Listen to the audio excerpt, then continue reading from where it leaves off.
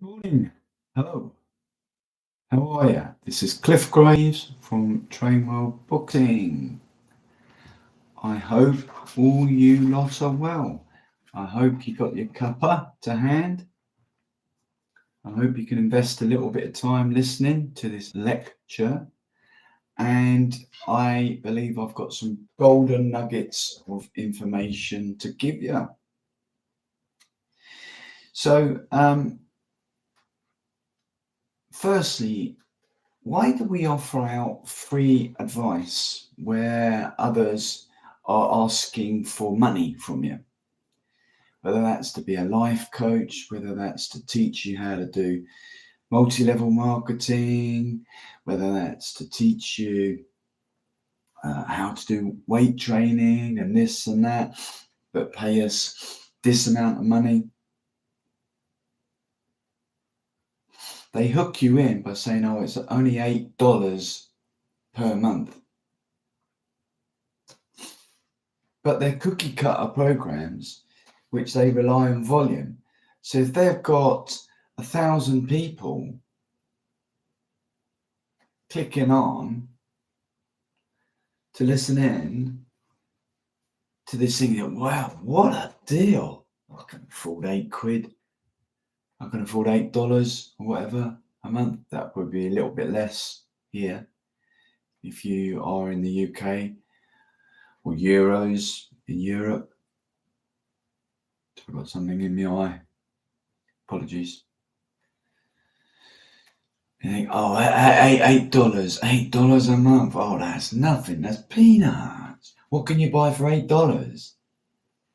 But they work it on volume. They're very crafty and clever. Stay away from those. Because you've got us now, Trainwell Boxing, and we call ourselves Trainwell Boxing, right?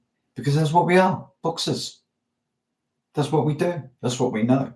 So why not call ourselves Trainwell Boxing? We're not going to call ourselves Trainwell Tennis when we know sweet Adam's nothing about tennis, are we? Or motorsport, Trainwell Motorsport, because we know nothing about it. Boxing is what we know. And if you look at some of the leading brands out there, boxing brands, walk down the high street, walk down to your local high street tomorrow and see the amount of people with hoodies on with that brand on and that brand on. And say, if he's a boxer or an ex-boxer, I'll swim the channel backwards with an anchor hanging from the right leg. Meaning you won't be able to do it. Meaning it's a physical impossibility that Joe over there is an ex-boxer, no way. But they'll wear the stuff. Well, we ain't paper tigers. We have done the boxing competitively. That's what I'm saying. So yesterday we gave you this workout, right? And I tried it out, and then I tried out this slight modification on it, and this one works. This one works on the principle of pre-exhaust. That's what we're trying to do, pre-exhaust. So, have you got your pen and paper ready? Amazing stuff. First, we want to start off with pec deck. Then we want to do seated cable press. Then straight arm pull downs. Chin ups. And we want to do something known as the Tate press with a kettlebell. I will go through these after I've listed them, right? Tate press, left, right, Tate press, left. Got it? Neck flexion, shrugs, jaw lifting, hip thrusts, leg extensions, Zercher squat. So in the case of the pec deck, I am going to lead you through to a fantastically knowledgeable, bona fide, professional personal trainer, and his name is Ben Yanis, and that's Y-A-N-E-S, Ben Yanis, Y-A-N for November, Y-A-N-E Echo S Sierra, Ben Yanis. If you put that in to the YouTube search, it will take you through to his channel. If you put in something like Ben Yanis on pec deck for upper chest, Ben Yanis on pec deck for upper chest, it would take you through to this exercise where he's modified the pec deck. So you get into it and just watch it and you'll see how he does it. We're still following that protocol, which I said yesterday about, of 5 full reps, 5 half up reps, 5 half down reps, and 5 full reps. The second one we said was a cable press, easy peasy Japanesey. But on this one, when you finish, right, your last set, your last mini set of 5 full reps, because you're doing 25 reps, 5 full reps, 5 half up reps, 5 half down reps, and then 5 full reps. When you got to the completion stage of that last final 5th rep, okay, you want an RPE of, I think, between about 7 and 8 rate of perceived exertion. So vigorous, it's classified as vigorous activity, which if you base it on you're trying to get 10 reps, you've left 2 in the tank, right? So when you get to that final 5th rep, right, I just want you to hold it.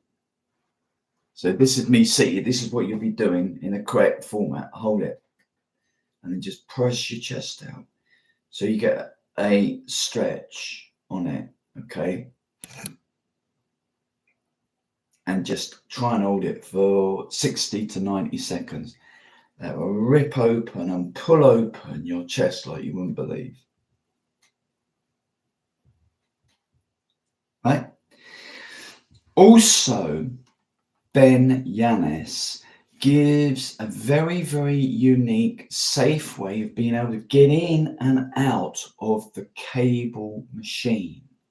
Okay, so put into your search engine Ben Yanis on getting in and out safely of cable column machines. Ben Yanis on getting in and out or safely from cable column machines. And it will take you there and he'll show you, all right, the professional fitness instructor will show you an intelligent way. All right, so follow that. So that bit is added on to the end and that will just, right? So straight arm pullovers, straight arm pull downs rather. It is what it is. So you'd start off doing, wouldn't you, your 5 reps straight on, bending over slightly, 45 degrees, right? Bit down, 5 reps, and then your half there, wouldn't you, your height, and then here, can't see down, and then your full, and I'll tell you what, it will get your lats like you wouldn't believe. And I just want you to hold it. When you come back up, just hold it in that position there. for about 60 to 90 seconds. Okay. Chins. It is what it says on the tin.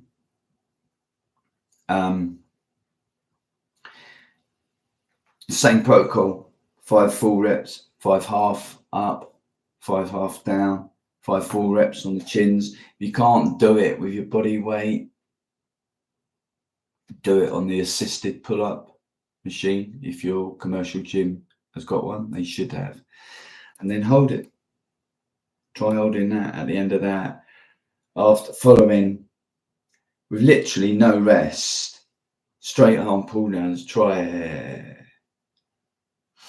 And you'll see if you are a tough hombre, if you're a tough person. Try it, see it, and see. The tape press. Now, to save waffling, if you put into the YouTube search John Meadows, Meadows,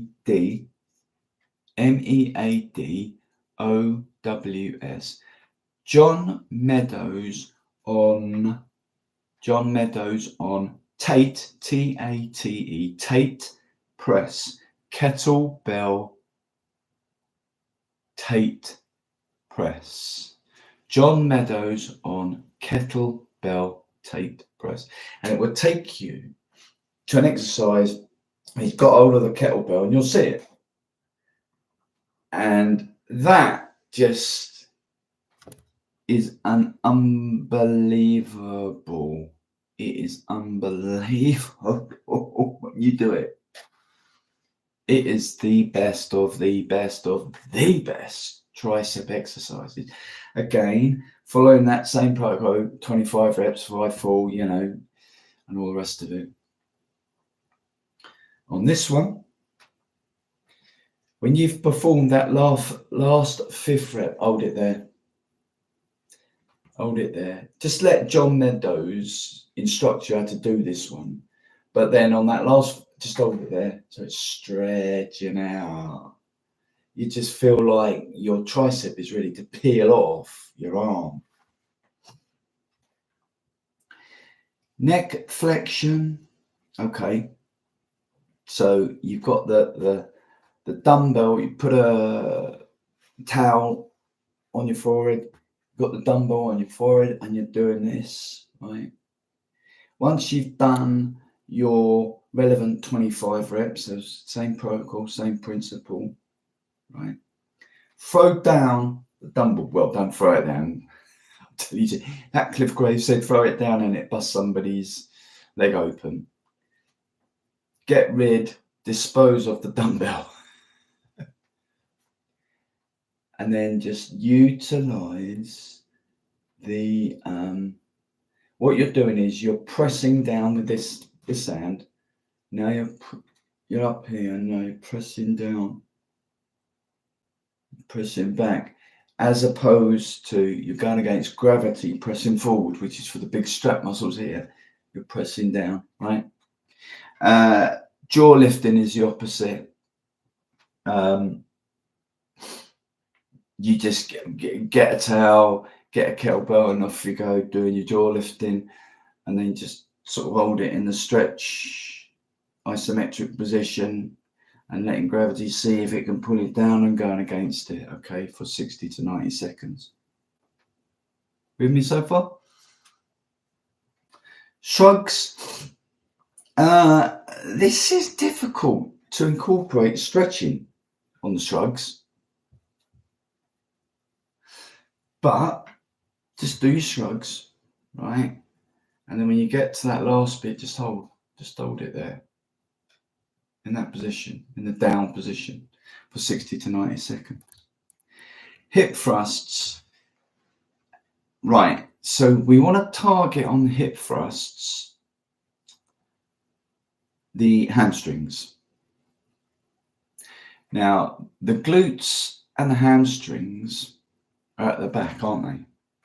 So they could better be described as hip extensors, enabling your hips to drive forward. Sorry, that was flexion, sorry. Told you these unedited videos, didn't I? Driving forward. No, I'm still getting it wrong. Prat I am, aren't I? It allows it to going back, right? That's where you get the tug on the hamstrings. So I just want you just to bear with me. I'm using a prop here. So if you'll say this is, you know, the foot pad, don't you? You know the foot pad that they get, don't you, on these hip thruster machines. So what you need to do is make sure that your feet are placed at the top, okay? And as opposed to your knees being bent like at a 90-degree angle, you want to have a slight break in the legs, maybe 60 degrees, not 90 degrees. Again, if you go onto YouTube search and you put in hip thrust exercise for hamstrings, it will show you. It will give you a myriad of tutorials that you can look at and see at and view. Again, when you get to that very special end range, hold it for 60 to 90 seconds. Leg extensions, it is what it is, isn't it? Leg extensions.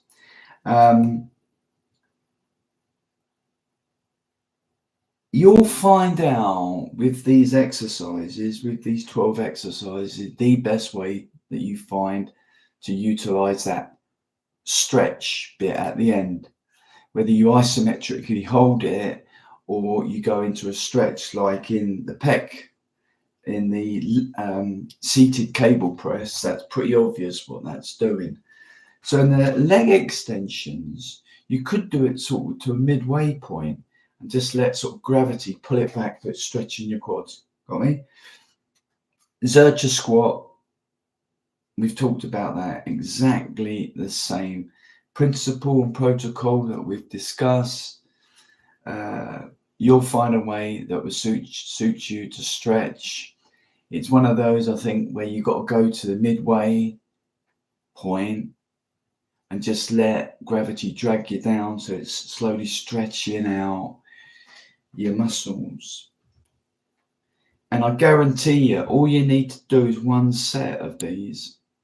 So you'll be doing those 25 reps is classified as one set, not 4 sets. So in actual fact, you'll be doing 12 sets. You repeat this twice a week. Okay, so that will be 24 sets per week. You want to keep it to that 7 to 8 vigorous activity because of progressive resistance, right? That leaves a little bit in the tank, okay? So you can upgrade. Let me give you an example. So let me take a real life example. Right. On this seated cable press in the cable column, I did 60 kilograms. 60 kilograms on both sides, 60 kilograms, okay? And it was an RPE, rate of perceived exertion, at number 8. So because these are full body exercise routines, you would do the same. I did that on Wednesday. I'll do the same with that this Sunday. I won't change anything. It'll be 60 kilograms at a 60 kilograms, right? What I'm saying is, what you're looking at is to see what your RPE is going to be. So I'm expecting for progressive weight training to know that my strength is increasing. That vigorous activity at a rate of perceived exertion, RPE, was on Wednesday this week with 60 kilograms, right, in the cable column doing a cable press, right, was what I perceived to be a 7 to 8. So I'm hoping when I go back on Sunday and emulate exactly the same 60 kilograms, right, that when I record it in my little book, my little black book, when I record it, I'm hoping to say that it's going to be dropped down from that. A rate of perceived that between, say, 7 or something like that, 6 and 7. So from moderate activity to vigorous activity. Now, when you get that drop in rate of perceived exertion, RPE, Google rate of perceived exertion and it will explain it to you.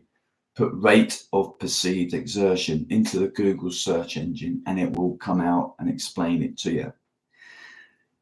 But when that drops, if it's the second workout, because you're doing 2 a week, when I go back, so if it drops, which I'm hoping it will do, when it drops, when I go back in next Wednesday, I'll get onto the cable column, and when I'm doing this specific exercise, and up the weight to whatever it is on the cable column, 75 or 65 or 70, you know what I mean? Just up it one notch. And then the rate of perceived exertion should come out again at between 7 and 8, vigorous activity. And that's how you progress it. I've just given you that free. But you could pay a personal trainer 50, 60, 70 quid per hour. But that won't take you an hour. You'll be in and out, done and dusted within half an hour if you keep your rests to a minimum, which you're attempting to do. So there's the cardiovascular, and your heart will be going boom, boom, boom, boom, boom. It really will. And I don't care if you are a top professional boxer at the peak of your fitness. If you do this, I don't like to use the word religiously, but if you do this properly, your weight resistance might be 100 kilograms on the chest press, but your rate of perceived exertion is still vigorous activity at 7 to 8. It's just you've left me standing, an old codger like me.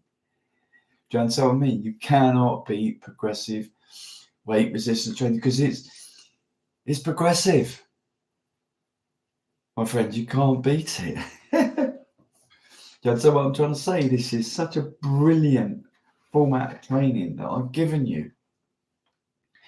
Now, it is true to say personal fitness trainers, right, will have you in front of you and they'll modify that. But I've given you the skeleton of it, which will give you results. You don't have to go searching anymore for these cookie cutter programs, because I've just given you one and yet another one. If you go onto our e-commerce shop site, I'll leave the link below. We've even got our own sort of program that we're adapted specifically for boxers. Yet another. So all we're doing is we're giving you ideas. We're opening out your psyche to what you can do I'm not saying do it. I'm just saying we are giving you ideas. Some of these people with this straight arm pull down said, "Oh, I'll see you doing the you chat, don't you, when you're in the gyms and stuff. I'll see you doing that, sort of holding your straight arm pull down. Do you mean? Yeah. I tried it out the other day. Shit, hey, it does get like that." And I said, "Well, yeah, it does. Yeah, it does." So if you're in the gym and you're trying to work out and you're trying to do all these exercises to work, you're trying to work the lats, surely, all this and all that. Well, you've got the exercise there, the king of them. But if you properly put it in there with chins, woof, woof, and that's what you're trying to do, folks. And I just want to leave you with words of encouragement, right? I said it yesterday, so I'll repeat it again today. What do you suppose happens when a muscle gets bigger? And we're not talking about these hardcore bodybuilders that put, Synthol? They inject it into the muscles to pump them out with fluid. We're not talking about that. We are talking about somebody that steers away from performance-enhancing drugs. Eats a nutritious diet. A sports person like a boxer that's doing their other training, but they notice their arms, their biceps and their triceps appear bigger. There's more definition in the shoulders. What do you suppose is causing that tonus, that almost mild hypertrophy? Is it because you're getting weaker, or is it because you're getting stronger? Do you think? Of course it's because you're getting stronger, and then you use that strength to enhance your power, to enhance your speed. Strength training for a fighter, strength training for a boxer, strength training for a baby boomer, strength training for somebody that's got diabetes, strength training for somebody that's getting over an injury. Why do we have physiotherapists and physiotherapists prescribing resistance training? Because you've got to build up your strength. If you haven't got strength, you're like a paper tiger. I can't punch my way off a wet rice pudding. And all I'm doing is utilising my knowledge of boxing to give people like baby boomers, for example, encouragement to say, look, this is from an ex-boxer, this is from an ex-fighter. Do it, because I know it will give you benefits beyond your belief. I know it will enhance your life. Many people that I speak to, non-boxers, I'm not going to say idolize because that's wrong, but look up to professional fighters. I can remember listening to people down the pub when Mike Tyson was in his prime. It was all talk about his neck. It was all talk about the size of his legs, the size of his quads. From non-boxers. Never even put a pair of boxing gloves on their hands. Put a gum shield in. From non-boxers. They don't talk, do they, the non-boxer, about jockeys, fitness regimes, do they? They don't talk about a dancer's regime, do they, down the pub? They don't talk about a cricket player's progressive fitness strength training regime. It's all revolved around boxing and MMA. I do this to enhance my martial arts training. It is because People look up to those role models. Wouldn't you? You can imagine him in a street. They do. I'm telling you, they do. They do. This is why when Conor Benn and Chris Eubank Jr. fight on April the 26th, right? That football stadium, I'm telling you what, is going to be crammed to the rafters. This is a domestic fight. It's going to be crammed to the rafters. There's going to be people worldwide tuning in to watch this fight. Millions are going to be watching it. So if boxing didn't have such an influence, why do you think so many people that do boxing, martial arts, kickboxing, MMA, self-defense, combatives, why do you think they make fantastic influencers, social media influencers? Why do you think that is? Because people look up to them. Why do you think it's that football stadium when Conor Benn and Chris Eubanks Jr. fight on April the 26th? Why do you think? I guarantee you they'll have a sellout of tickets. I guarantee you. I absolutely guarantee you, because people want to go. They want to have a few beers. They want to get in. They want to cheer on who they want to win. Because of that. Why do you think you see people walking around the street with a certain brand of boxing on? Why? And they're not even boxers. Why? Because of the influence the sport has. MMA is creeping up there. Bare knuckle is creeping up there. So I'm not taking anything away from them, but it is boxing. It's always been professional fighting. Get this domestic fight, like Chris Eubanks Jr. and Conor Benn. They are training their arts out, these two lads. And they're for honour. The pair of them are going to go for it. I know it.